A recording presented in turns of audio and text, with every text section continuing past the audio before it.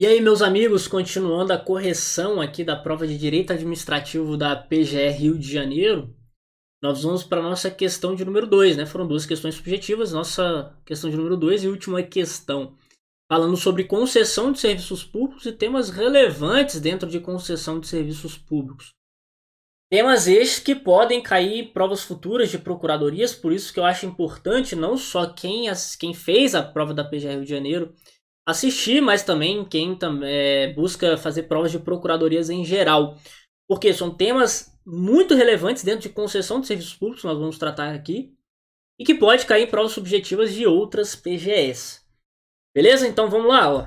Questão de número 2. Antes de começar, já deixa o seu like aqui, já nos consagra, né, com o seu like, já compartilha, comenta no vídeo. E sigam também nas redes sociais lá no @prof.rodolfopena no Instagram, beleza? Para mais conteúdos lá de direito administrativo. Bom, então a questão dizia o seguinte: na etapa de modelagem de uma concessão de serviço público, ou seja, a etapa pré-licitatória, a etapa preparatória da licitação, a agência reguladora, que no Rio de Janeiro tem a agência reguladora de serviços públicos, decidiu, entre instrumentos de política tarifária, pelo sistema de aporte financeiro do poder público, em detrimento do subsídio cruzado. No exame prévio do edital, a Corte de Contas determina à agência reguladora que adote o modelo do subsídio cruzado. Determina a agência reguladora que adote o modelo do subsídio cruzado, por ser mais consentâneo com o princípio do artigo 70 da Constituição Federal. A agência consulta a sua procuradoria a respeito. Opine. Esse opine aqui, ele é bom e é ruim ao mesmo tempo, né? Porque o examinador ele quer saber a sua opinião, obviamente, do assunto, mas tem que ser uma opinião muito bem fundamentada. Ele quer saber se você tem esse conhecimento jurídico necessário para emitir uma opinião dessa lá na PGR Rio de Janeiro. Então você tem que mostrar tudo que você sabe dentro desse assunto aqui nessa questão, uma questão aberta, né? Então fica, embora seja boa que você possa opinar, mas é uma questão aberta também para o examinador corrigir da forma como ele entender mais relevante. Por isso que a nossa correção aqui é dentro dos conhecimentos jurídicos, já trazendo para uma aula mesmo do assunto, sem descuidar da possibilidade de o examinador ele estabelecer outros critérios de correção, estabelecer outras possibilidades de corrigir aqui, exigir outros conceitos jurídicos, enfim. Mas não muda aqui a nossa opinião jurídica sobre o assunto. Então, em primeiro lugar, a meu ver, era importante você diferenciar para o examinador o aporte financeiro, a subvenção estatal e o subsídio cruzado, demonstrando que você conhece o que é aporte financeiro, o que é subvenção estatal e o que é subsídio cruzado. Bom, em regra, o pagamento da contraprestação da administração pública, e aqui eu estou falando de PPPs, na concessão patrocinada e também na concessão administrativa, o pagamento da contraprestação da administração pública ao parceiro privado, ela vai ocorrer após a disponibilização do serviço ou de parcela fruível daquele serviço. Então, se eu contrato com um parceiro privado uma concessão de rodovia estadual, Estado do Rio de Janeiro, contratou ali, fez uma parceria público-privada concedendo a construção e manutenção de uma rodovia estadual. Então, primeiro, o parceiro privado vai realizar os investimentos necessários, ele vai construir aquela rodovia. Depois de construída a rodovia, que ele começa a prestar o serviço. Ou seja, depois de construída, é que os veículos conseguem transitar por aquela rodovia, ele começa a dar manutenção naquela rodovia, e ele vai receber uma tarifa em decorrência disso e também uma contraprestação do poder público na concessão patrocinada. Agora, se nessa rodovia ele já, em vez de construir toda a rodovia, ele construiu metade, mas já consegue fruir daquele serviço, já conseguem utilizar aquele serviço, já é uma parcela fruível. Então aqui eu já posso ter uma contraprestação do poder público. Fora isso, se não tiver nenhuma parcela fruível, só depois de estar totalmente construída e os usuários conseguindo utilizar aquele serviço é que a administração pública pode pagar a sua contraprestação. Beleza? Essa é a regra. Só que o parceiro privado ele precisa realizar investimentos para prestar aquele serviço público. Ou seja, ele vai precisar construir aquela rodovia. Para construir aquela rodovia, ele precisa de materiais, precisa contratar empregados, ele precisa contratar, alugar máquina, todo maquinário, comprar equipamentos, comprar tudo, alugar. Isso custa dinheiro. E o dinheiro, né, com perdão da expressão, o dinheiro é caro. Dinheiro é caro. Isso vai custar dinheiro para ele. E normalmente ele não tem esse dinheiro. O que vai acontecer? Para ele fazer esses investimentos, ele tem duas opções. Ou ele usa capital próprio, ele tira do bolso dele para realizar os investimentos, depois ele vai amortizar esses investimentos com a exploração do serviço. E aí, quando ele começar a receber pelo serviço, ele vai amortizando, vai cobrindo todos esses investimentos depois para ele ter um lucro. Ou, como acontece na maioria dos casos, ele não tem esse dinheiro. Na maioria dos casos, essas empresas brasileiras não têm esse dinheiro para fazer o investimento inicial. Então, o que ele vai fazer? Ele vai buscar esse dinheiro no mercado. Ele vai fazer um financiamento perante uma instituição financeira. Só que esse financiamento é caro. Os juros são altos. E aí, o que acontece? Isso tudo vai ser precificado aonde? Na tarifa e na contraprestação do poder público. Porque ele vai precisar amortizar os investimentos. Quem vai pagar esses juros, no final das contas, é o usuário do serviço público e a administração pública. Porque tudo isso vai ser precificado na proposta dele na licitação. Então, só pegar investimento, só pegar financiamento. Não é bem assim. Financiamento é caro. Então, o que acontece? Essas duas opções, muitas vezes, elas tornam um empreendimento inviável.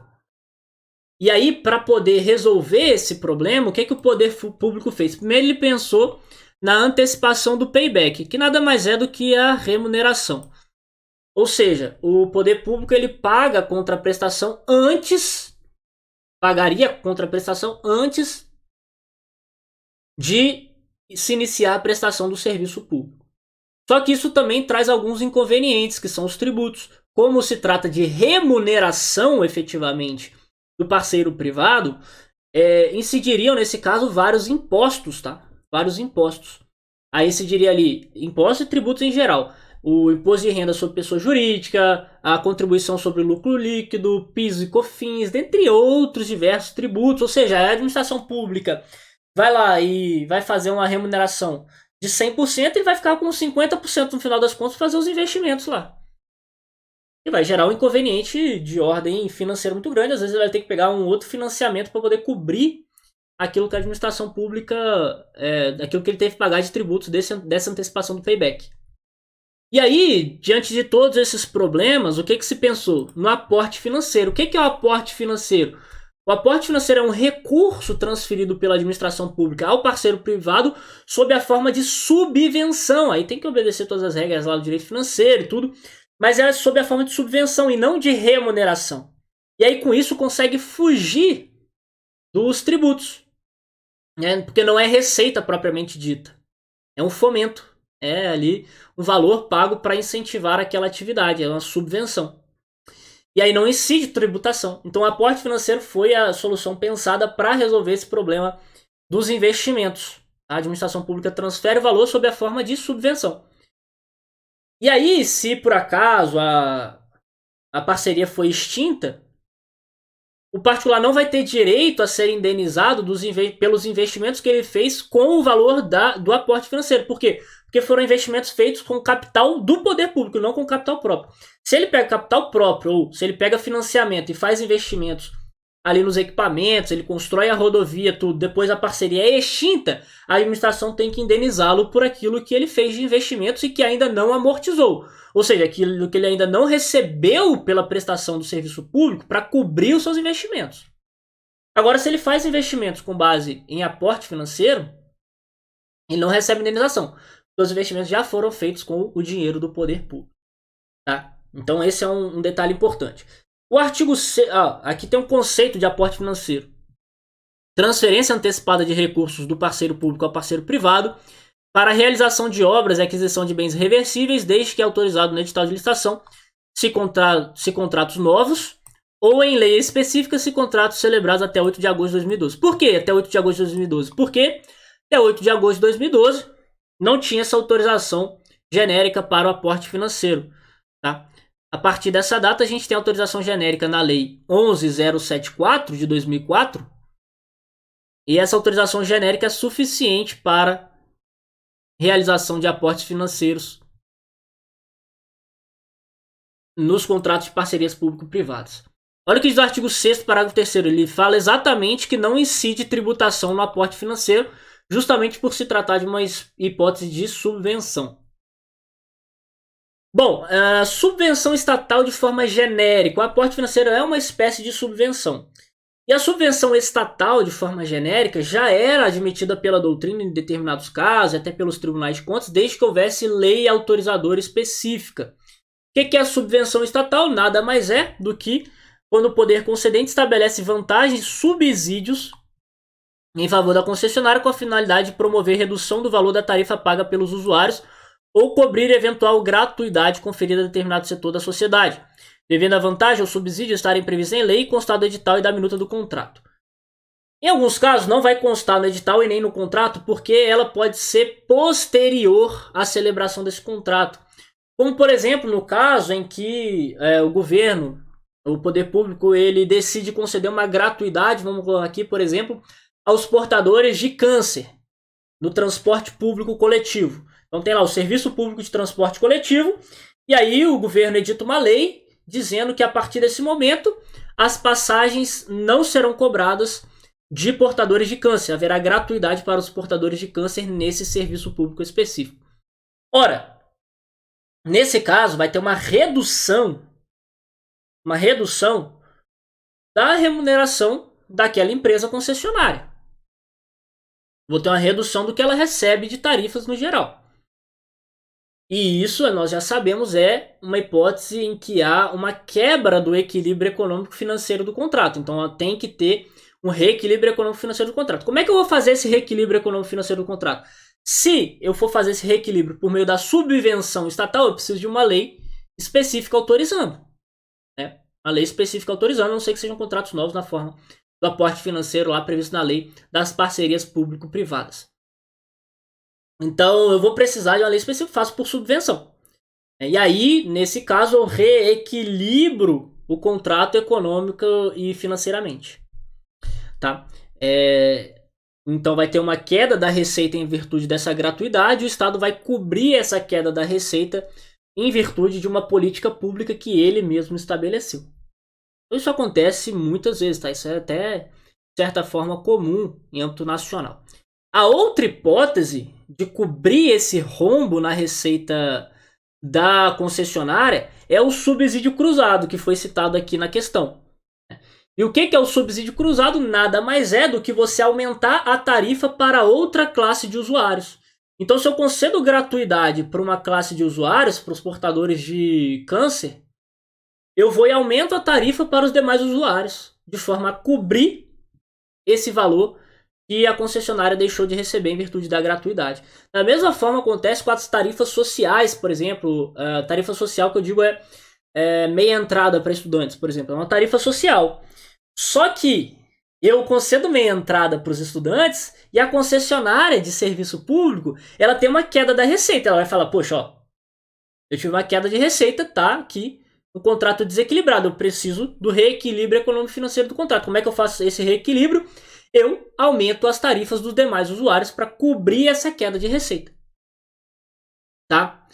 Então, nesse caso, a gente tem o aumento da tarifa para uma classe de consumidores para cobrir a redução da tarifa que eu concedi para outra classe de consumidores. Isso é subsídio cruzado. Você está cruzando aqui os subsídios, né? Um vai para baixo, o outro vai para cima. Um diminui, o outro aumenta. Subsídio cruzado. Então, a grande disputa aqui na questão é subsídio cruzado ou aporte financeiro? O que a administração pública deve escolher nesse caso como política tarifária para aquela concessão de serviços públicos? Além dessas hipóteses, eu ainda tenho as receitas alternativas, né, que está lá no artigo 11 da Lei 8987. Estabelece o seguinte, ó, poderá o poder concedente prever em favor da concessionária no edital de licitação a possibilidade de outras fontes provenientes de receitas alternativas, complementares, acessórias ou de projetos associados com ou sem exclusividade, com vistas a favorecer a modicidade das tarifas. Então, pessoal, quando você vê lá, quando você vê nos ônibus, por exemplo, tem lá atrás do ônibus, no vidro, uma propaganda, isso é uma receita alternativa. Quando você vai lá na estação de metrô e tem vários quiosques de pessoas que estão explorando uma atividade econômica ali naquele metrô, aqueles quiosques são alugados pela concessionária de serviço público. Isso é receita alternativa. Então está entrando um dinheiro de uma outra fonte que não é as tarifas dos usuários, não são tarifas dos usuários, e nem contraprestação do poder público. É uma fonte alternativa de receita.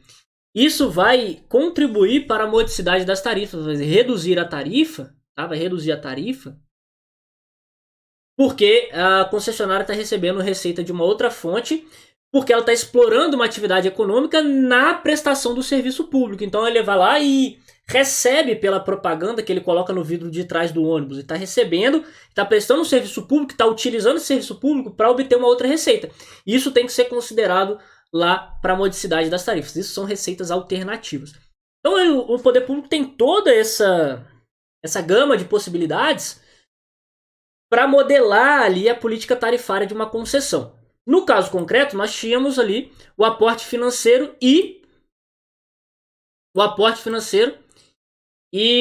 o subsídio cruzado, né? E o primeiro ponto que eu acredito, claro, depois de conceituar aporte financeiro e subsídio cruzado, que você deveria ter falado na prova é sobre o controle prévio pelo Tribunal de Contas. Em primeiro lugar, o Tribunal de Contas ele pode sim solicitar editais e documentos relacionados à concessão de serviço público, à licitação, ao edital, ao contrato e à própria fase de preparação da licitação, a fase preparatória da licitação. Ele pode solicitar sem problema nenhum.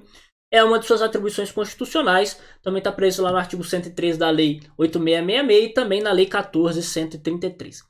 Então, só que essa solicitação e essa análise prévia, ela tem que ocorrer de forma casuística, ou seja, caso a caso.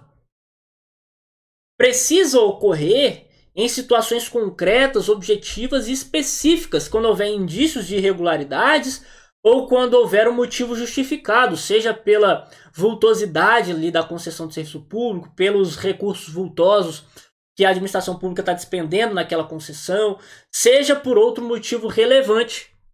Não pode existir um controle prévio, amplo e restrito e genérico pelo Tribunal de Contas das concessões de serviços públicos e das licitações, não. Ele não pode exigir de forma genérica que a administração pública envie para controle pelo Tribunal de Contas os documentos, né, de todas as licitações que o poder público realiza. Não pode. Não há um controle prévio, amplo e restrito de forma genérica pelo Tribunal de Contas. Esse controle deve ser específico e devidamente motivado. Então, para que ele solicite esses documentos, tem que haver um motivo justificado, tá? E só no caso concreto. Se houvesse um controle prévio de forma ampla pelo Tribunal de Contas, haveria ali, primeiro, né, uma subversão ou uma atribuição que não está contida lá no artigo 71 da Constituição Federal. Então estaria sendo criada uma atribuição do Tribunal de Contas fora das hipóteses da Constituição Federal, ou seja, rompendo com o modelo da Constituição Federal, o que é inconstitucional, como já decidiu o STF em diversos casos. E também haveria uma intervenção indevida de um poder sobre outro. O Tribunal de Contas ele faz parte do poder legislativo, então haveria uma intervenção indevida do legislativo sobre o poder executivo com esse controle prévio. Então o que é facultado a ele é o controle de situações objetivas, específicas, e não o controle prévio generalizado, né? Não o controle prévio generalizado. Um outro ponto é que esse controle feito pelo Tribunal de Contas ele é meramente informativo. Ele não vai importar em determinações e nem vai importar, por exemplo, em condicionamento. Você só vai realizar essa licitação depois que eu aprovar a fase preparatória dessa licitação. Não é um condicionamento, é um controle meramente informativo. A não ser, tá? Não vai suspender ali a modelagem da concessão, a licitação da concessão e nem o contrato, não suspende, nem nada. É informativo, é um acompanhamento. A não ser que haja uma irregularidade. Se houver irregularidade, aí pode suspender a licitação, pode suspender ali a fase preparatória também, tá? Mas só se houver irregularidade, o que não ocorreu no caso. Tá legal? Então, além de ser apenas situações objetivas específicas, tem caráter meramente informativo e não há submissão às conclusões da Corte de Contas nem paralisação do procedimento licitatório, ressalvados os casos de irregularidade. Tá? O Tribunal de Contas ele não pode exigir do Estado, a remessa de ofício de todos os editais de licitação, de todos os documentos relacionados a licitações feitas pelo poder público. Não pode de forma genérica, tem que ser caso a caso. Esse é o primeiro ponto. Eu acho que você deveria ter colocado na sua prova ali. Claro, de passagem, porque não é o ponto principal, né? Então eu trouxe aqui, ó, decisão na ADI 916 do STF, estabelecendo que não é possível que a lei local estabeleça a competência do Tribunal de Contas para realizar exame prévio de validade dos contratos firmados pelo poder público. De acordo com o STF, o artigo 71 da Constituição não insere na competência do TCU a aptidão para examinar previamente validade dos contratos administrativos celebrados pelo poder público, atividade que se insere no acervo de competência da função executiva. Então é um entendimento que pode ser aplicado ao caso, trazido ao caso narrado. Entendimento do STF. Por quê? Porque o modelo dos tribunais de contas estaduais, eles estão restritos ao modelo federal. Eles não podem estabelecer um modelo diferente, tá? Isso também é decisão do STF. E o ponto mais importante, ele estava aqui, ó, discricionariedade da administração pública. Em primeiro lugar, quando a lei não define especificamente os critérios a serem adotados para uma decisão da administração pública, é a própria administração pública quem define os critérios que ela vai utilizar. Então, se a lei não define os motivos que têm que ser levados em consideração, é a administração pública quem vai definir os motivos que ela vai utilizar para decidir naquele caso concreto. E aqui o motivo ele não é unicamente a economicidade, a economia na concessão do serviço público. O motivo aqui ele pode ter vários critérios adotados. Um deles é o interesse coletivo, o interesse público, o interesse da sociedade. Por quê? Não é o mais econômico que a administração pública faça um aporte financeiro. O mais econômico é fazer um subsídio cruzado. Primeiro, é mais econômico? Eu já vou falar sobre isso aqui. Segundo, a administração pública pode adotar um critério que não é a economicidade, mas o interesse da coletividade. Então ela não quer que aquela parcela de usuários que normalmente o serviço público são usuários de baixa renda venham arcar com aquela tarifa, venham arcar com aquele valor mais alto de tarifa. Não, ele não quer. Ele vai falar o seguinte, então, não quero aumentar a tarifa, então eu vou fazer um aporte financeiro. E quem é que vai escolher isso? É o próprio Poder Executivo, está dentro da sua discricionariedade, está dentro do mérito administrativo.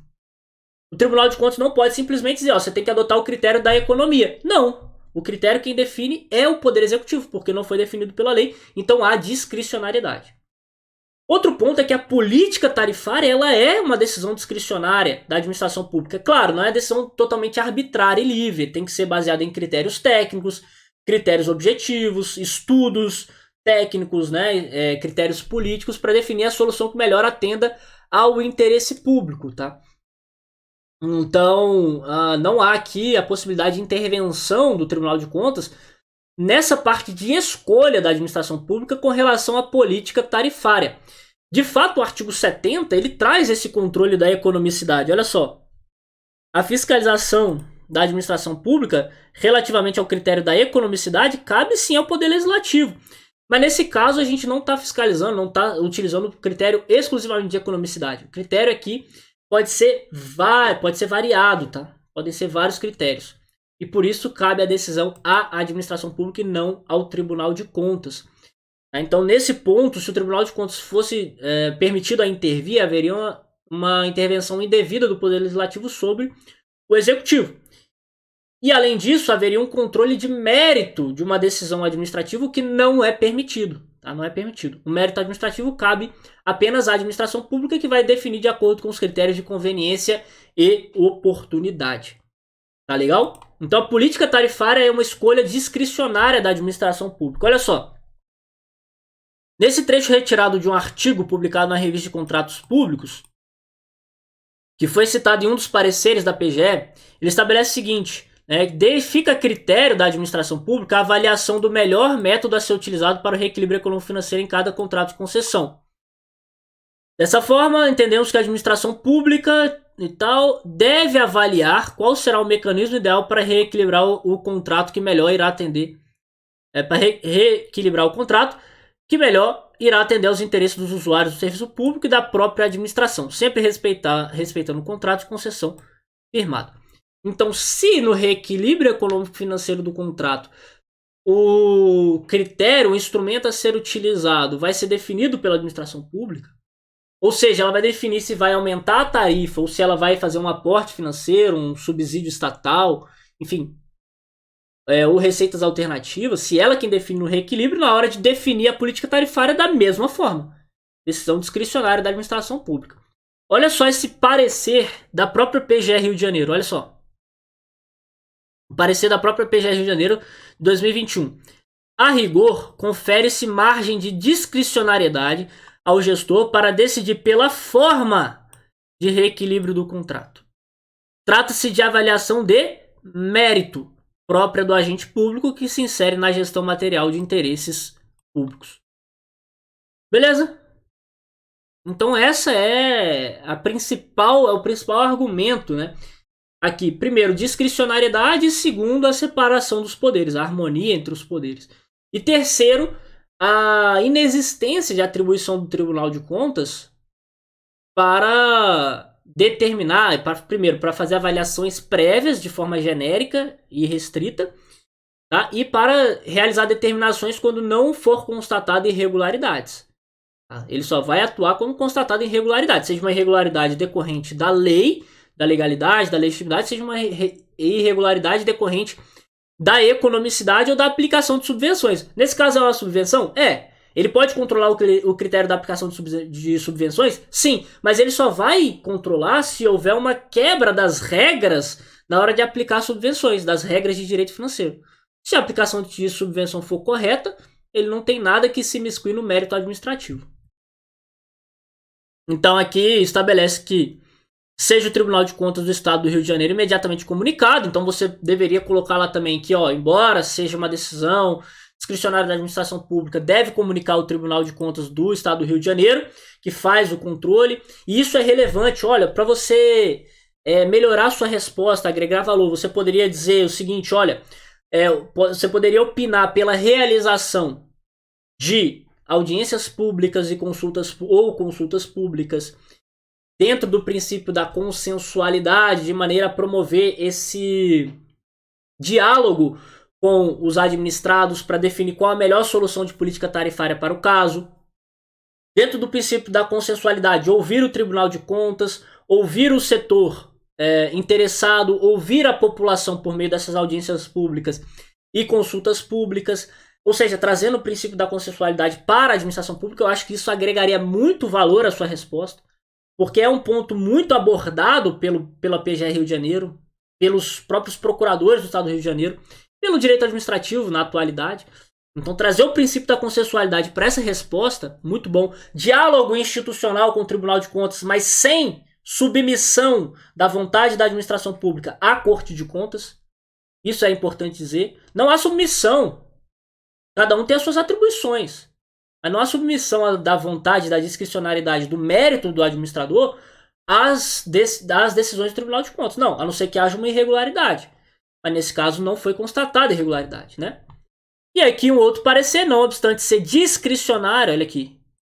Entendo deva a opção adotada pelo Estado do Rio de Janeiro para melhor reequilibrar econômico e financeiramente o contrato de concessão, ser motivada tecnicamente de modo a justificar a escolha do método de recomposição do desequilíbrio detectado. Então, além de dizer isso tudo, você deveria dizer também que a escolha deve ser justificada, motivada em critérios técnicos e estudos técnicos, entre outros pontos. Beleza? Então essa é a minha opinião acerca da prova da PGR Rio de Janeiro. Mas independentemente da minha opinião, tem todos esses conceitos jurídicos que são importantes para todas as provas de procuradorias e carreiras jurídicas em geral. E assim eu encerro aqui a nossa aula e convido vocês a me seguirem lá nas redes sociais, no @prof.rodolfopena. Tá? Se você quiser a correção escrita, tem lá o arquivo lá no meu Telegram que eu disponibilizei. Beleza? Então é isso, meus amigos. Muito obrigado, um grande abraço a todos e até as nossas próximas aulas.